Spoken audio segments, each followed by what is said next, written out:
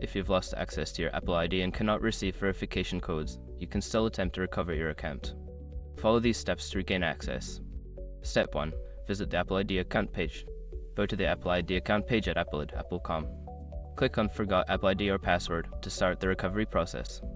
Step 2. Enter your Apple ID. Input your Apple ID email address in the designated field. If you don't remember your Apple ID, you can click on Look it up to recover it using your personal information. Step 3. Choose recovery options. Once you enter your Apple ID, you will be prompted to select a recovery method. If you can't receive verification codes, choose the option to answer security questions or use account recovery. Step 4. Answer security questions. If you selected to answer security questions, provide the correct answers to the questions you set up when creating your account. This will help verify your identity. Step 5. Account recovery.